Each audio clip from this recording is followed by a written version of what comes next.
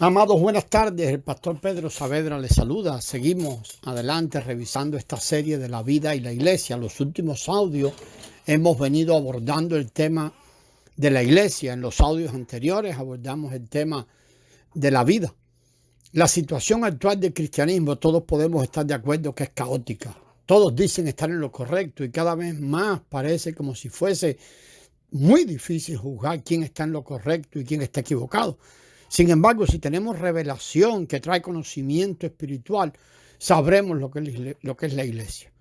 Todo tiene su propia naturaleza y eso es un principio en la existencia de la vida y su naturaleza determina lo que es.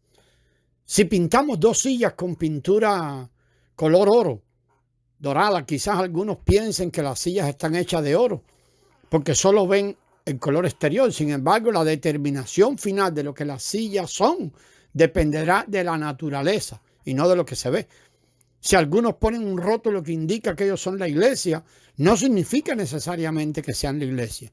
Que un grupo se llame la iglesia tampoco significa que sean la iglesia. Si una persona los contacta, sabrá si en realidad ellos son la iglesia o son una secta que tienen creencias especiales, un nombre especial y una comunión especial. No deberíamos juzgar tomando como base las apariencias externas sin tomar en cuenta la naturaleza interna.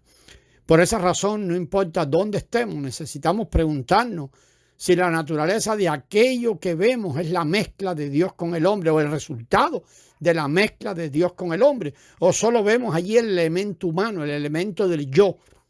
Si todo lo que tenemos es nuestro yo, eso muestra que no tenemos la naturaleza de la iglesia y no somos la iglesia.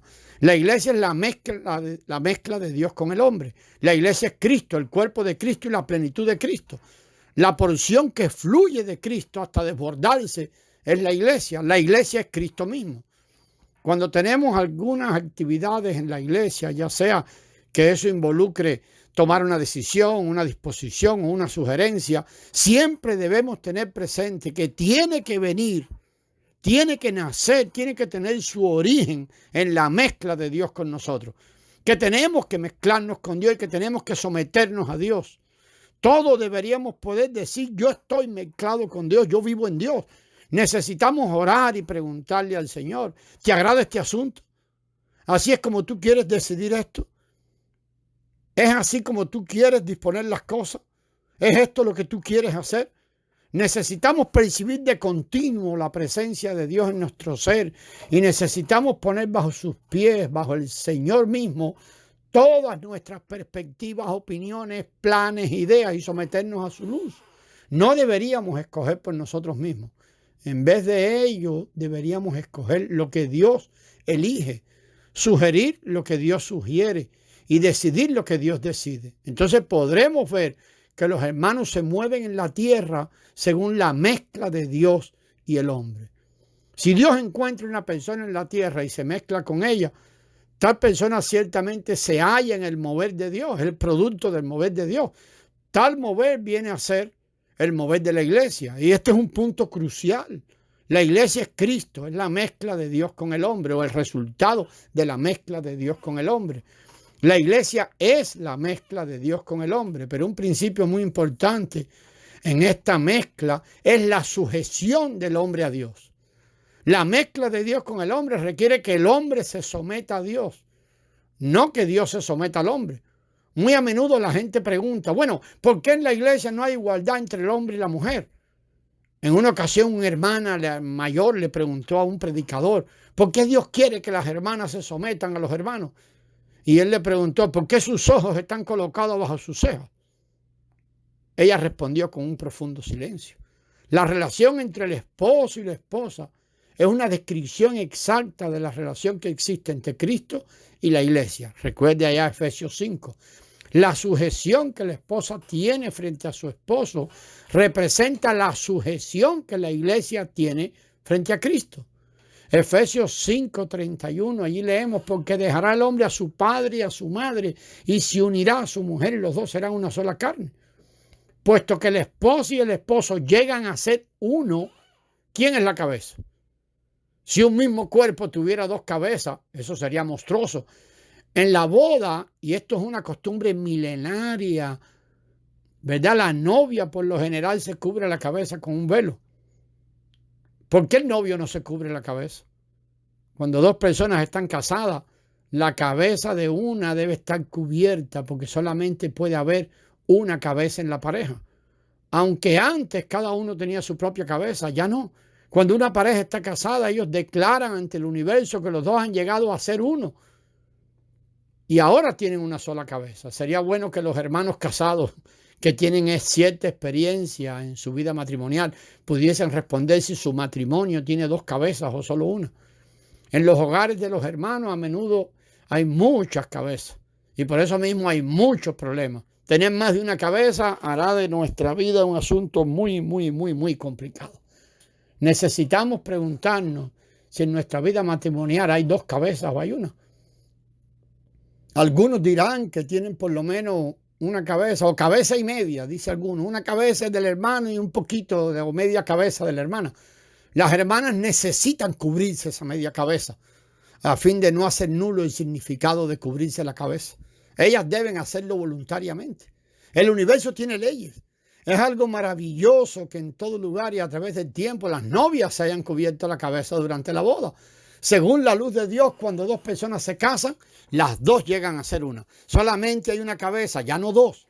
A fin de que haya una sola cabeza, la segunda cabeza debe ser cubierta. Y este es un cuadro que describe cómo Cristo y la iglesia vienen a ser uno. Cuando la pareja llega a ser una sola carne, una cabeza debe estar cubierta. La iglesia no es la cabeza. Antes bien, Cristo es la cabeza de la iglesia. Eso es lo que declara la Escritura. Cristo es la cabeza de la iglesia y la iglesia es su cuerpo. Así como la iglesia se somete a Cristo, las esposas deben someterse a su esposo. Los dos llegan a ser uno. Así pues, a fin de que Dios y el hombre se mezclen para ser uno, el hombre necesita obedecer a Dios y someterse a Él. Si no, esta mezcla no se convertiría en una realidad. Ya ve, algunos pregunten, si una mujer se somete a su esposo, y esto es algo muy común, ella se vuelve una silla, perderá su grado de conciencia, sus sentimientos respecto al sitio donde ella vive, cómo se mueve. Y esta no es una idea razonable, porque las hermanas siguen teniendo su mente, su parte emotiva y su voluntad. Una hermana que se somete a su esposo no deja de usar su mente, ni su parte emotiva, ni su voluntad. No, más bien esto quiere decir que ella acepta la voluntad de Dios, la perspectiva de Dios y se somete a Él. Cuando Dios se mueve en el interior de ella, su voluntad se somete a la voluntad de Dios y su mente acepta el pensamiento de Dios y ella deja de interesarse por sí misma. Debemos someternos a Dios. Pero esto no significa que no tenemos conciencia, ni opciones, ni preferencias, ni ideas. En una iglesia fuerte y espiritual los creyentes tienen muchas opciones, las siguen teniendo, preferencias, ideas. Sin embargo, las opciones que ellos eligen son las que Dios elige. Sus preferencias son las preferencias de Dios y las ideas de ellos son las ideas de Dios. Exteriormente da la impresión de que solamente la iglesia se está moviendo, pero en realidad Dios se está mezclando con ella y está moviéndose en ella. En lo que se refiere a estos creyentes, a estos cristianos, Dios se está mezclando con ellos en su vivir y su mover diario. El mover que ellos llevan a cabo es el mover de Dios con el hombre, porque los dos han llegado a ser uno. Por esta razón, en lo que respecta a esta iglesia, ella verdaderamente es el hombre y Dios. No importa cómo la veamos, de ella emana un sabor especial, tanto de Dios como del hombre. Siempre deberíamos recordar este punto. Allí veremos hombres sujetos a Dios. Si vamos a ciertos lugares, descubrimos un grupo de cristianos que tienen gran celo por Dios.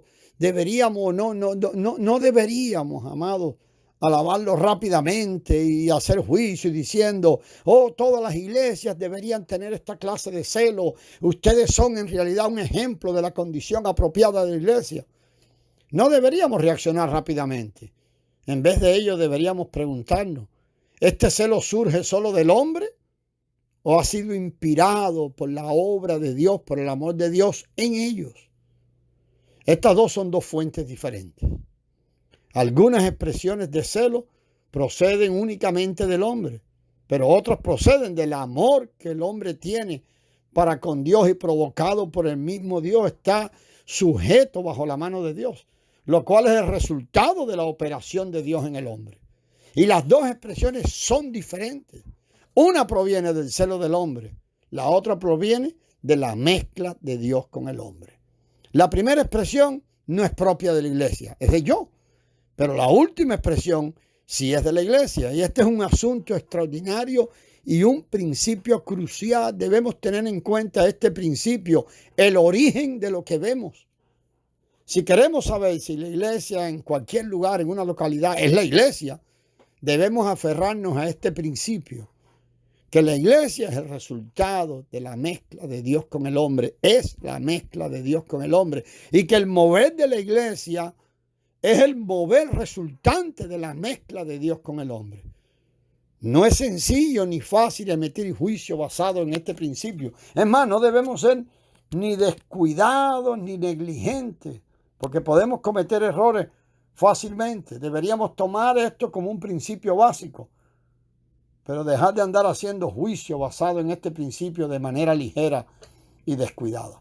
En el próximo audio continuamos, amados. Gracias y paz.